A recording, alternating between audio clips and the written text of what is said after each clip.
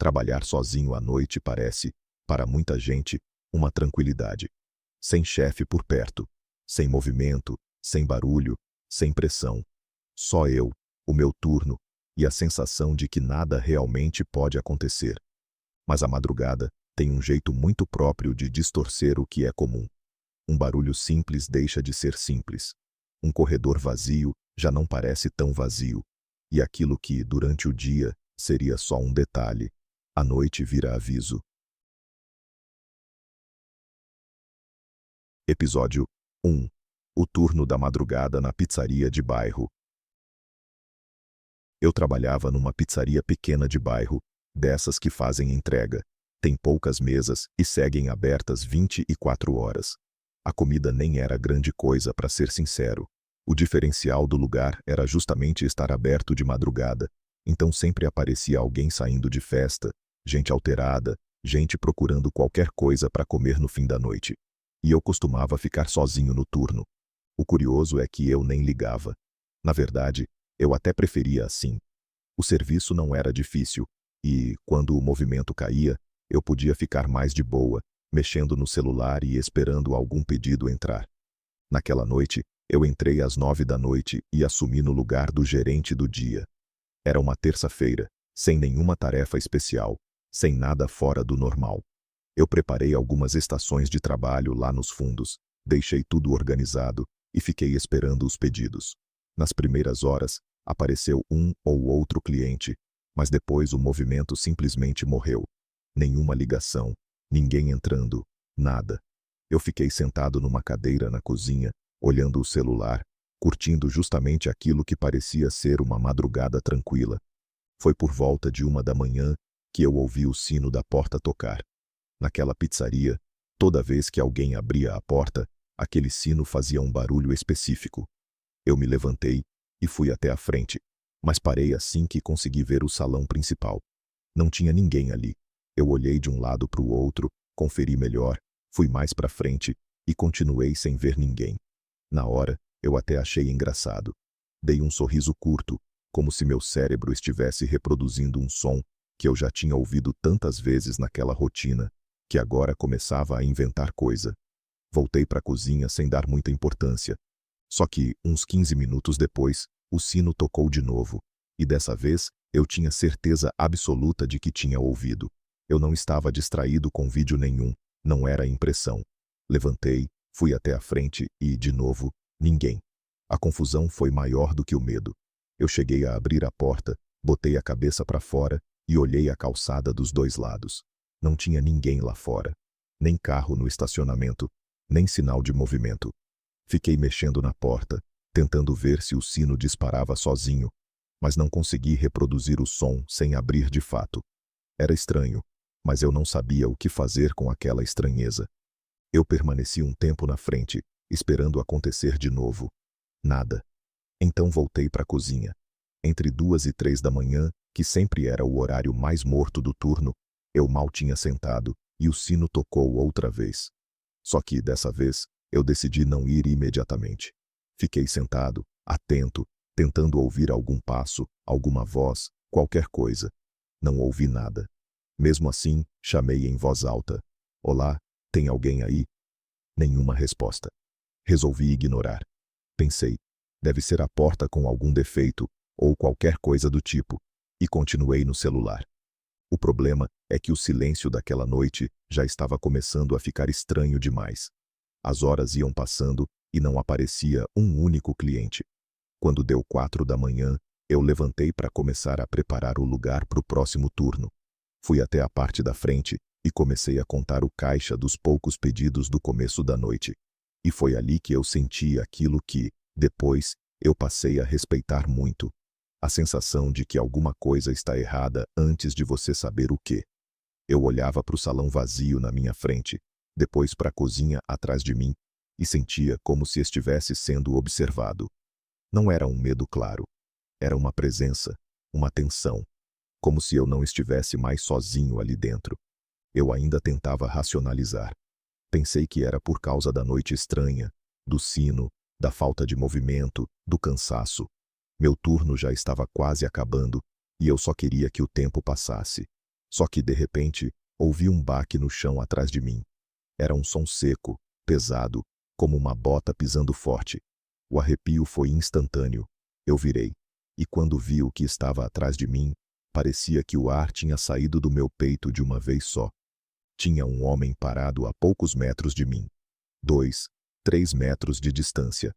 Perto o suficiente para eu entender imediatamente o tamanho do perigo. Ele usava roupas pretas, rasgadas, um moletom cobrindo parte do rosto, caído até logo acima dos olhos. Os olhos dele estavam vermelhos, vazios, fundos. Não parecia lúcido. Não parecia alguém ali por impulso. Na mão esquerda, ele segurava uma faca com tanta força que os nós dos dedos estavam brancos. E ele não dizia nada. Só me encarava. Eu fiquei imóvel. Naquele momento, qualquer movimento errado parecia ser o suficiente para piorar tudo. Depois de alguns segundos sem reação da parte dele, eu tentei falar. Tentei resolver pela submissão, pelo medo, pelo instinto. Eu disse que ele podia pegar o dinheiro do caixa. Disse que eu não falaria nada. Pedi para ele me deixar ir. Mas ele continuou parado, segurando a faca, com aquele olhar de quem não estava funcionando como uma pessoa previsível. E isso me aterrorizou ainda mais. Não parecia um assalto comum. Parecia algo pior. Justamente porque eu não conseguia entender a intenção dele. A posição em que eu estava deixava tudo mais perigoso. O balcão era em formato de L, avançando em direção aos fundos, que era justamente o lado em que ele estava. Se eu quisesse correr até a porta da frente, eu teria que me mover primeiro na direção dele, contornar o balcão e só então tentar sair. Com ele tão perto, bastava um segundo para ele me alcançar. Então eu fiz a única coisa que me pareceu minimamente possível. Eu me joguei por cima do balcão. Não foi elegante, não foi calculado. Foi puro desespero. Meu corpo bateu no chão. Eu me levantei cambaleando, e quando ergui os olhos, ele já vinha correndo na minha direção, com uma expressão de fúria descontrolada. Eu corri para fora da pizzaria. Nem pensei no carro que estava estacionado atrás do prédio. Não daria tempo. Eu só continuei correndo, cheguei até a rua e fiquei torcendo para passar algum carro, qualquer carro, que pudesse me ajudar. Em algum momento, ele parou de me perseguir, mas eu nem sei dizer exatamente quando, porque eu estava focado apenas em continuar correndo e não olhar para trás. Liguei para a polícia e esperei na beira da rua até a viatura chegar. Demorou cerca de 5 minutos. Quando os policiais entraram na pizzaria, o homem já tinha sumido. Só que ele não foi embora logo que me viu fugir. Depois que me perseguiu, ele voltou para dentro da pizzaria e destruiu o lugar. Quebrou, revirou, espalhou coisas. E ainda saiu pelos fundos, usando a faca para riscar a lateral do meu carro. Foi aí que tudo começou a fazer sentido de um jeito pior. A hipótese levantada era que ele vinha me observando de fora, pelas janelas, e usava o sino da porta como distração, esperando uma chance de entrar sem ser percebido. E o mais assustador é que isso realmente funcionou. Houve um intervalo de quase 1 hora entre a última vez que o sino tocou e o momento em que eu finalmente o vi. Ou seja, há uma grande chance de ele ter ficado escondido dentro da pizzaria esse tempo inteiro, me vendo sem que eu tivesse a menor ideia. Até hoje, uma coisa continua martelando. Eu não fazia ideia de quem aquele homem era. Não reconheci o rosto, não havia motivo aparente, nada que explicasse uma perseguição direcionada. Ainda assim, a violência dele parecia pessoal, como se eu fosse o alvo, e não só alguém no caminho. Talvez fosse apenas o lugar errado, na hora errada. Talvez não. A polícia nunca encontrou esse homem. E eu também não fiquei muito tempo naquele emprego depois disso, porque depois de descobrir que alguém pode entrar no seu espaço, se esconder por quase 1 hora e esperar o momento certo para aparecer, o lugar deixa de ser trabalho. Vira cenário de caça. E a pergunta que sobra é impossível de esquecer. Quantas vezes a gente acredita estar sozinho, quando na verdade só ainda não viu quem já está ali dentro? Depois daquela noite na pizzaria, vimos que o medo nem sempre entra pela porta da frente. Às vezes, ele fica do lado de fora, observando. Às vezes, já está lá dentro. E quando você trabalha sozinho, O tempo que separa uma rotina comum de uma fuga desesperada pode ser de poucos segundos.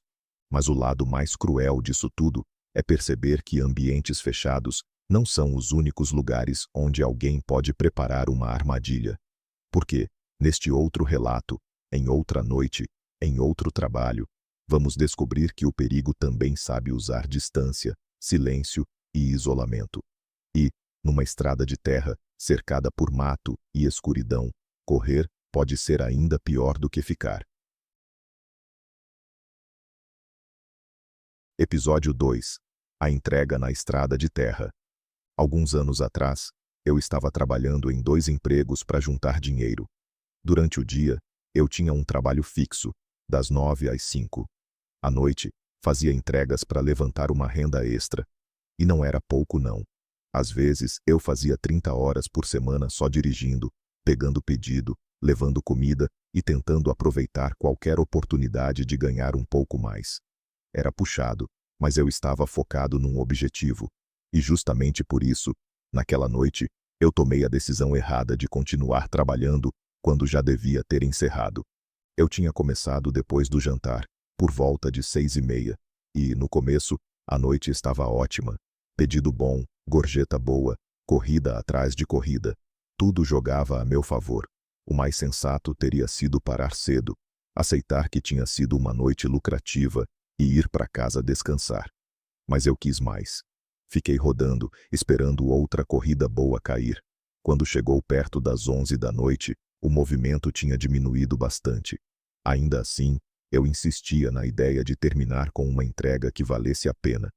Foi aí que apareceu, quase R$ 50, para uma entrega a 15 minutos de distância. Eu aceitei na hora.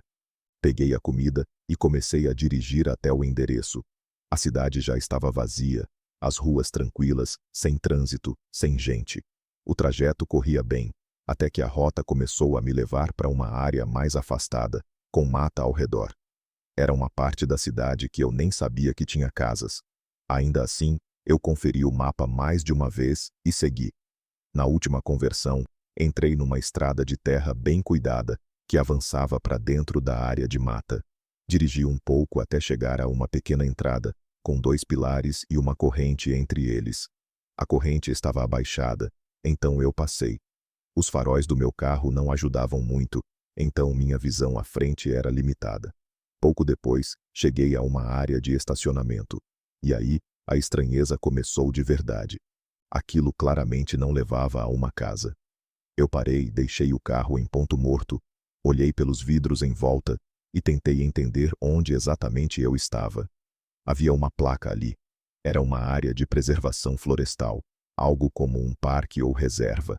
Eu já tinha feito entrega para praça, parque, esse tipo de lugar, mas sempre imaginei que áreas assim fechassem cedo, 8, 9 da noite no máximo, e não tinha ninguém visível para receber o pedido. Foi nesse exato momento que meu telefone tocou. Era o cliente. Do outro lado da linha, a voz era de um homem. Grave, rouca, áspera, difícil até de entender com clareza. Ele disse que tinha visto pelo mapa que eu havia estacionado e perguntou se eu conseguia vê-lo dali. Eu respondi que não. Então ele explicou que estava acampando com alguns amigos mais para dentro, por uma das trilhas, e que eu deveria conseguir ver uma fogueira se andasse um pouco mais. Eu respondi algo como, tá bom. E, na hora, até achei que aquilo explicava o valor da gorjeta. Comentei que pensava que a área estivesse fechada, mas ele me disse que, naquele local, era permitido acampar em alguns dias específicos. Eu não era alguém acostumado com esse tipo de ambiente, então não tinha como saber se era verdade ou não. E naquele momento, eu também não tinha um motivo concreto para duvidar. Desliguei o carro, peguei a sacola do pedido e saí. Assim que coloquei o pé para fora, percebi o tamanho da escuridão. Não era a escuridão de uma rua residencial. Era uma escuridão de mata, profunda, fechada, onde o alcance da visão praticamente desaparece. Eu precisei usar o celular como lanterna. Havia uma trilha principal saindo do estacionamento, o que pelo menos me dava a sensação de que eu não me perderia. Então comecei a andar. E desde o começo, uma coisa me incomodou. O silêncio. Eu esperava ouvir vozes, risadas, conversa de grupo, qualquer sinal de acampamento. Mas não. Só o vento e os insetos. Depois de um tempo, eu vi uma luz alaranjada tremendo entre as árvores. Era a fogueira. Só que havia algo errado na posição dela. Ela não estava na trilha, nem na beira do caminho, nem em alguma clareira organizada. Estava mais para dentro da vegetação, deslocada, fora do fluxo natural do percurso. Eu ainda tentei acreditar que devia existir um acesso lateral que eu não enxergava bem no escuro. Então saí da trilha principal e comecei a caminhar em direção à chama. Quanto mais eu me aproximava, mais estranho ficava, porque não havia barulho de gente. E quando finalmente cheguei perto o bastante, percebi. Não tinha ninguém ali. Nenhuma barraca, nenhuma cadeira, nenhum cooler. Nada. Só uma fogueira pequena queimando no meio do nada. Eu mal tive tempo de murmurar para mim mesmo, quando ouvi um galho quebrando em algum ponto entre as árvores. Virei a cabeça na direção do som. Tinha alguém ali, mas distante demais para a luz alcançar direito. Eu só conseguia distinguir uma figura parada, imóvel, como se estivesse tentando não ser notada. Naquele instante, o desconforto virou alerta. Eu gritei que era o entregador e disse que deixaria o pedido ali no chão. E foi justamente quando me agachei para fazer isso que a pessoa decidiu aparecer. Era um homem alto, de cabelo escuro, barba por fazer. A voz era exatamente a mesma do telefone. Grave, rouca, arranhada. Ele pediu desculpas e disse que não tinha me visto chegando. Só que o sorriso dele era errado, forçado, perturbador.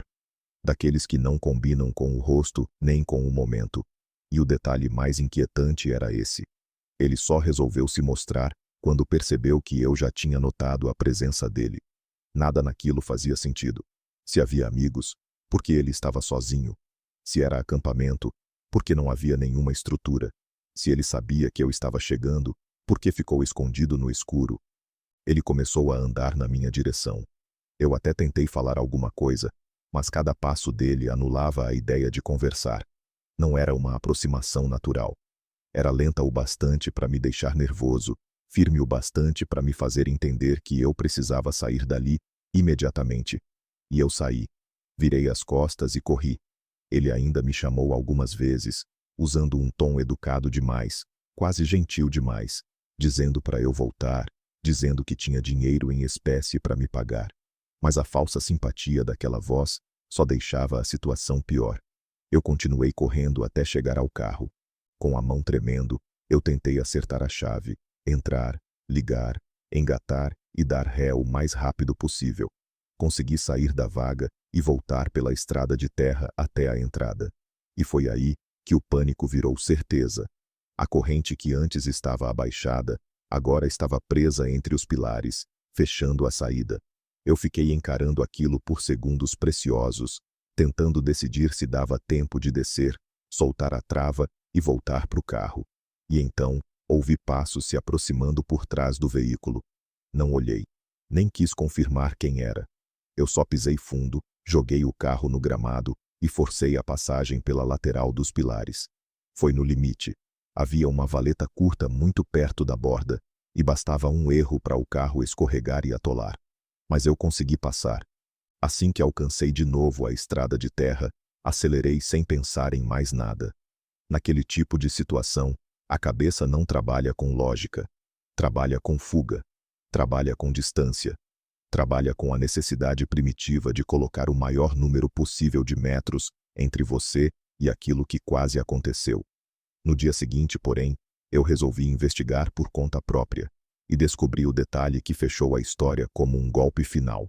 A área de preservação onde eu tinha entrado realmente fechava às 8 da noite. Nunca permitia acampamento noturno, nunca permitia fogueira, ou seja, tudo aquilo era mentira. Se na pizzaria, o medo surgiu dentro de um lugar onde se achava ter controle, e na estrada, ele apareceu num espaço aberto demais para pedir ajuda, havia ainda um terceiro cenário possível, o de ficar cercado por paredes, portas e corredores, sem saber por onde alguém passou, ou por onde ainda pode aparecer. Porque existe um tipo de terror que não depende de algo visível, nem de armadilha do lado de fora. Às vezes, basta um prédio grande, um turno vazio e a sensação de que alguém está usando a arquitetura inteira contra você. E foi exatamente isso que aconteceu no último caso. Episódio 3. Sozinho no galpão. Eu trabalhava num centro de dados instalado num galpão afastado, um tipo de prédio industrial discreto, quase escondido. Minha função era simples: ficar de olho nos monitores e garantir que os sistemas permanecessem online. Se alguma coisa saísse do ar, eu descia até a área operacional, reiniciava o equipamento necessário e voltava. Era o tipo de trabalho fácil no papel e monótono na prática. Como o turno era noturno e eu ficava sozinho, eu podia passar bastante tempo só acompanhando tela e tentando tornar as horas menos lentas. Na época, eu já tinha pensado várias vezes em pedir demissão, mas ainda insistia em continuar. Naquela noite, cheguei no horário de sempre, por volta das 10. O prédio ficava no fim de uma estrada longa, com árvores nos fundos, sem movimento de carros ou pessoas nas redondezas. Estacionei, entrei e fui direto para a sala onde ficavam os monitores. Naquela semana, eu estava maratonando uma série durante os plantões. Depois de checar rapidamente os computadores, abri o notebook e continuei de onde tinha parado. Em geral, quase nada acontecia de madrugada. Como a carga do sistema era menor, também eram menores as chances de falha. Quando havia algum problema, normalmente era simples. Uma única estação saía do ar. Eu ia lá, reiniciava e pronto. Eu já tinha assistido a quase 2 episódios, quando uma notificação apareceu no monitor principal. Um dos sistemas tinha perdido conexão. Pausei a série e desci. Passei por vários corredores até chegar ao enorme salão de armazenamento, o centro operacional do centro de dados. Havia fileiras imensas de estantes por todo o espaço. A notificação mostrava a fileira e a seção afetadas. Então eu segui até o ponto indicado. Por coincidência, ou talvez não, era justamente a última fileira, no canto mais afastado. E, quando cheguei lá, vi algo muito estranho. O cabo principal de energia daquele sistema estava fora da tomada, caído no chão, como se tivesse sido puxado ou arrancado. Aquilo não fazia sentido. Em todo o tempo em que eu trabalhava ali, eu nunca tinha visto um cabo pesado daquele simplesmente se soltar sozinho. Não era o tipo de conexão frouxa que alguém esbarra e pronto. Era algo firme, estável, feito para permanecer no lugar. Mesmo assim, sem outra explicação à vista, eu reconectei o cabo e religuei o sistema. Tudo voltou ao normal. Na ausência de uma resposta melhor, tentei me convencer de que, com o tempo, algum tipo de vibração ou folga tinha acabado deslocando o encaixe. Era uma explicação fraca, mas era melhor do que considerar outra possibilidade naquele momento. Antes de voltar à sala, eu ainda fiz uma checagem rápida nas outras fileiras. Não notei nada demais. Então comecei a refazer o caminho pelos corredores até retornar ao meu posto. Foi nesse trajeto que ouvi um som que não reconheci. Parecia uma porta pesada batendo e fechando em algum lugar do prédio. O barulho, por si só, já seria incômodo, mas num galpão enorme, silencioso e vazio, ele ganhou um peso muito maior. O problema é que eu não conhecia bem o restante do layout, além das áreas em que precisava circular. Então eu não tinha como identificar exatamente de onde aquele som vinha. E tentei racionalizar de novo. Pensei nas estruturas metálicas, nos tubos, nos estalos comuns do prédio durante a madrugada. Ainda assim, aquele som parecia específico demais para ser só o prédio acomodando a própria estrutura. Voltei para a sala, conferi os sistemas mais uma vez e retomei a série. Só que poucos minutos depois, ouvi algo ainda mais claro. Passos rápidos, correndo pelo corredor ao lado. Foi um susto instantâneo. Levantei, abri a porta e olhei para o corredor. Não havia ninguém. Só o vazio, uma passagem comprida e uma porta no fim. Mas o som tinha sido perto demais. Parecia ter acontecido do lado de fora da minha sala. Naquele ponto, eu já sabia que não conseguiria voltar a sentar fingindo que estava tudo bem. Eu precisava olhar. Caminhei até a porta do fim do corredor e a abri. Quando olhei para o próximo corredor, ainda consegui ver a porta na outra extremidade terminando de fechar, como se alguém tivesse acabado de passar por ela naquele exato instante. Meu coração disparou. A partir dali, já não era só sensação. Havia alguém se movendo dentro do prédio. Eu avancei com cuidado, atravessei e abri a porta seguinte. Do outro lado, encontrei um corredor com várias salas de escritório. Chamei em voz alta. Tem alguém aqui? Alô? Minha voz ecoou pelo espaço, e o eco voltou mais assustador que qualquer resposta, porque resposta nenhuma veio. Eu dei alguns passos para dentro, tentando decidir o que fazer. O silêncio do prédio era tão absoluto que a simples possibilidade de alguém estar escondido atrás de uma daquelas portas já parecia insuportável. Eu pensei, e se a pessoa estiver me observando de dentro de uma sala escura? E se eu andar mais um pouco e perder a rota de saída? E se foi essa mesma pessoa que soltou o cabo lá atrás? Esse raciocínio foi se acumulando em segundos. E foi por isso que eu decidi recuar. Dei um passo para trás, em direção à porta por onde tinha entrado. E foi nesse instante que a situação ficou crítica. Uma das portas do escritório ao meu lado se abriu de repente. Eu só vi o vulto de um homem saindo correndo da sala ao lado. E talvez isso torne tudo ainda pior. Às vezes, quando o rosto não fica nítido, o medo não encontra forma e passa a ocupar qualquer forma possível. Eu só ouvi os passos dele ecoando atrás de mim, enquanto eu corria de volta pelo corredor, atravessava as portas e alcançava a escada. Naquele momento, eu não pensava em confrontar, entender ou confirmar nada. Eu pensava em não ficar encurralado. Em vez de arriscar a saída principal, eu peguei a porta de emergência e corri direto para o estacionamento. Quando me aproximei do meu carro, comecei a ligar para a polícia. O homem não me seguiu pela mesma saída. Isso foi um alívio momentâneo, mas não significava segurança. A viatura chegou rápido e os policiais fizeram uma busca completa no prédio, que levou quase meia hora. O invasor já tinha desaparecido. A conclusão mais provável era que ele havia escapado por outra saída e corrido em direção à mata nos fundos do galpão. Depois, muita coisa passou a fazer sentido. O cabo desconectado logo no começo da madrugada provavelmente tinha sido puxado ou deslocado por esse homem, enquanto se movia escondido entre as fileiras.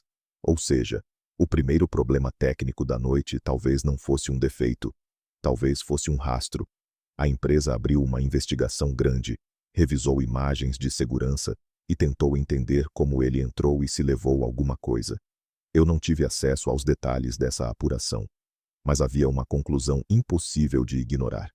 Qualquer que fosse o motivo para ele estar ali, era algo que claramente ele não queria que eu descobrisse. E, depois de andar por corredores cada vez mais fundos daquele prédio, é difícil não pensar que, se eu tivesse avançado um pouco mais, talvez ele tivesse encontrado uma forma de impedir que eu saísse dali.